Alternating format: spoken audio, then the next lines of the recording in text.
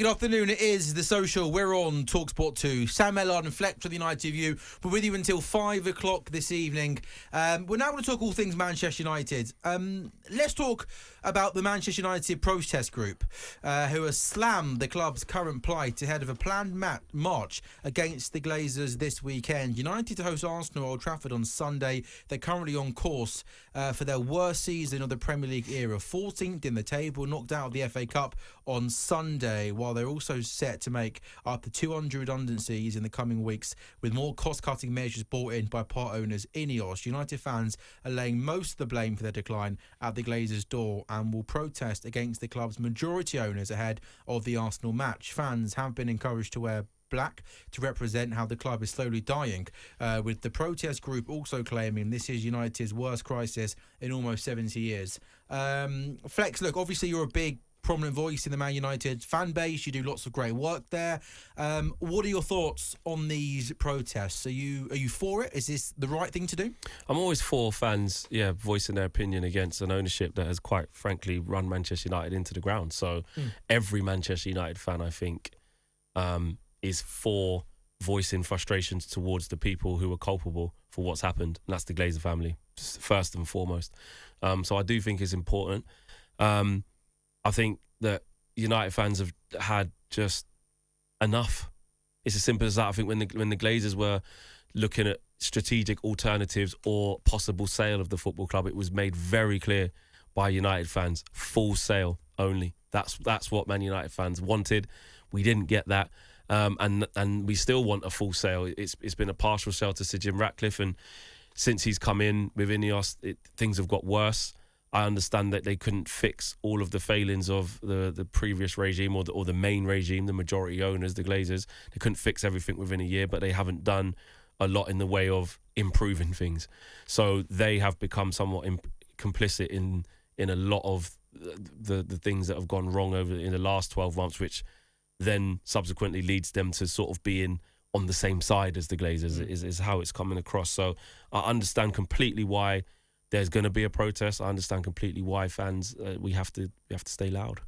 But it's interesting that this is a protest against the Glazers. I think most people, before I read too much about it, I thought it would be about INEOS, because I think obviously United fans have vented their frustration with the Glazers for a long period of time, and obviously INEOS have come in a short space of time, have kind of made a real mess of the whole situation. But this is still about the Glazers. It's about the Glazers, but like I said, INEOS are part of, have played some part, because, like I said, they haven't made things better. They've made some bad financial decisions, but I have to think of it like this. I said as soon as the Glazers got INEOS to buy part of United, Glazers have played a blinder. The Glazers have basically got a shield, or thought they were going to get a shield, whereby they hand sporting control over to INEOS while they're still the majority holders. All the big decisions still have to get run by the Glazers. Nothing happens without their say-so, the majority shareholders of the club. And whilst everything's going wrong, everybody's looking at INEOS. And what it did was, for a little while, which is why it's important, I think, that these protests are happening for people to remember what the real issue is at United. The real reason why United are in this mess is because of the Glazers. They've tried to get, like I say, a shield to sort of deflect away from their own failings by putting INEOS front and house and saying, we didn't get Ruben Amorim. We didn't sack Erik ten Hag. We didn't spend the money we didn't get those players or choose to get those players with the recruitment, etc., etc. INEOS did that, and now everyone's looking at INEOS. And again, don't get me wrong, if you do make those decisions, people are going to look your way, but they're getting away with it, and I think that's what people are fed up of. But when they sack Ten Hag and they then bring in Ruben Amorim, are you saying that Jim Ratcliffe has to get that approved by the Glazers? I believe so, yeah. Because, don't get me wrong, they have sporting control, so it's the Glazers basically saying we ain't got a clue, nor do we. We want somebody else to do that. So it's like outsourcing it. But before you actually, put the hammer down and say final decision, of course it's got to get run past the Glazers, the majority owners of the club. Yeah, and I guess sacking your man with something as big as that is obviously quite a big thing. Absolutely. So have you got? And look, we know INEOS are far from perfect, and they've obviously made some big mistakes themselves. But given everything you've just said there, and you've articulated it very well about the mess that the Glazers have put the football club in the first place, do you think maybe some of the criticism that's come INEOS's way over the past couple of months has maybe been a little bit unfair, given the fact that they're trying, and whilst they're maybe not doing it successfully yet, they are trying to juggle and look after a football club that, as you rightly point out, has been a mess for a long time, and it's not easy just to come in and change it like that, right? I think if you're looking towards INEOS and petitioning blame their way, I don't think that's unfair, because they've got to come in and make decisions, and you're going to be judged by your decisions. So if you've made a consecutive bad decisions, you will get judged on that. You will get judged. That's what happens when you buy £1.2 billion shares of the club and start making important decisions. So that's fair that you get judged by your decisions. I don't think that there's a United fan, again, I reiterate, that expected them to fix it all, but they've made high-profile, costly mistakes. Yeah, the situation with Eric Ten Hag, situation with Dan Ashworth, and then what it seems as, to me anyway, you're making Old Trafford faithful, Carrington faithful, people who are the lifeblood of the club, who come in and work every day. You're making them foot the bill, and then of course the fans.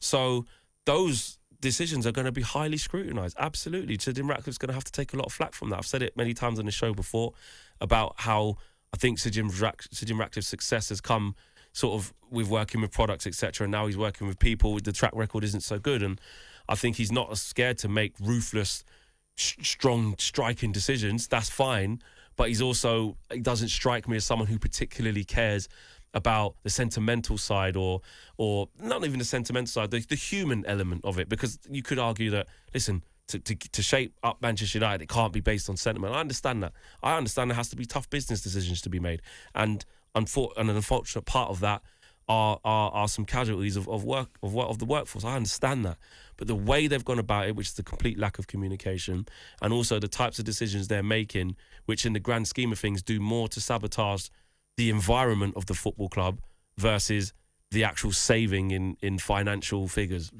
That, to me, they don't equal. They don't add up. I think you're doing more damage to the morale of the place and the environment of the place by saying there's no lunch, there's no Christmas bonus, there's no travel to the games for the FA Cup final, things like that. Okay, fine, it might save you £1 million, but in trade for people. And you just said there, Flex, sorry to interrupt you. Yeah. You just said there that's going to save £1 million, right, which might sound like a lot of money, but that's 2 weeks or 3 weeks of Casemiro's wages, isn't exactly. it? You know? And what people want to see is INEOS be this ruthless with the players in the summer. Yeah, are you going to get creative and find a way to make sure Casemiro leaves and doesn't get to stay on his year contract that he has left at $350,000 a week? Yeah. Are you going to knock on Luke Shaw's door and say, listen, Rashford's still there? You haven't started a game in a year now. Are you going to make sure Rashford doesn't end up coming back and can find a way to go, maybe I'll try again? Or, are you going to do these things? So I just think that they're treading a thin line. So, no, I don't think that it's been unfair criticism to INEOS. But the protest, not just with Man United this weekend, but just in general, do protests actually work? Do you think they make a difference? Do you think people, you just said there, Sir Jim Ratcliffe isn't sentimental, he's a businessman. So then by that logic, if there's people outside of Old Trafford protesting, do you think he's thick-skinned enough to just not care and get on with it? I do think that. It's not, it shouldn't be the reason why you don't protest, though, because you have to be doing something. You have to be visible. You have to be vocal. But ultimately, Manchester United fans, we've been campaigning against the Glazers for over 15 years. Right, yeah. Longer, maybe, And some people forget that you were doing that whilst we were winning, because it's the whole you're doing rubbish now, yeah. Green and gold now. No. Whilst Sir Alex Ferguson and David Gill were running this ship very, very well, there has been anti-Glazer protests for many years during real success. Real success. So let's put that right. So... But back to your point, the Glazers have never gone, I'll tell you what, there's a lot of fan pressure. We probably should sell up. No. They're too far away to care, aren't they? Look what they've just done. They put a price tag on the club of something astronomical, 10 million, when no one was going to buy United for that. Said, well, we're not getting what we want, so we'll sell a portion of it. If we don't do that, we'll sell it to some private investors as well. And just, we're not going anywhere. We've realised that the club needs money to be put in to take it to the next level, but we're not just going to sell up because we've made a lorry load of money. We want more. We want more. So, to answer your question, do I think that because of these protests, they will start looking at maybe a full sale? Probably not. No. Well said, Flex. I think you've summed that up pretty well. But I hope I'm wrong. There. Yeah, exactly that. In terms of what's this Ruben Amorim preparing his side for training it's fake today news. Don't listen to that. By deciding to position himself on a separate pitch miles away. No, he's just obviously there's a lot of training going on. You've got to clear your mind before training. Yeah, that's right, isn't it? And the media's there, so you don't want to take all the limelight. In fact, it's a real selfless act because he knows, because basically it's the first 15 minutes of Europa League. It's open training for the media. So he's like, I don't need to be there. Let the players take the limelight. He's not going to stay over there whole session, is he? When the media's gone, he'll go and do the session. So I think he just, You look like that's a real glass half full way looking at it there. Because I can't really answer why he's done that. Another angle could be he just looks. It's basically him on a completely separate pitch, staring at the floor. And in my mind, he's thinking, why on earth did I leave sunny Portugal for this? Right? You know what's sad, Sam? What's mad? Yeah. He's so far away from them, man. I know. And he's just like rolling a football around, like looking at the ground. It's almost like he's thinking, do I really have to train these guys for another day? But I'm not. There's enough being done in the media to scrutinise my team beyond measures. So I'm going to remain in my camp and be like, listen, it's fine. We're now analysing where he's positioning himself. It's on the too much. I'm not ground. going down that road, man. What would be hilarious if somebody found him in a cafe just around the corner, just like sipping tea. Like, do you know what? Having some pastel de nata. I'm not even looking at flights back to Portugal. I'm not even taking training. No, he's committed, mate. He's committed. Yeah, he's committed. So. Yeah. He's committed. Good stuff. That was one of my favourite. That was one of the more, because normally I try and have a little bit of a joke with you. That was one of the more sensible, I think. Yeah, we had to do it seriously. We had to do that seriously when it comes to protests. Man United's next game is in the Premier League is Arsenal on Sunday. Europa League. You going Europa League on Thursday? No, I'm not. Because today's Wednesday, so it'd be a short trip. Yeah, no, I'm doing that from my studio, so no. Doing a studio show. But I tell you what, I'm not looking forward to it. Not looking forward to the games this week. There we go. Anyway. There we go. I think we'll move on and just break. There we go. You're listening to the Social on talkSPORT 2. On AM, on DAB, via the talkSPORT app and on your smart speaker. talkSPORT.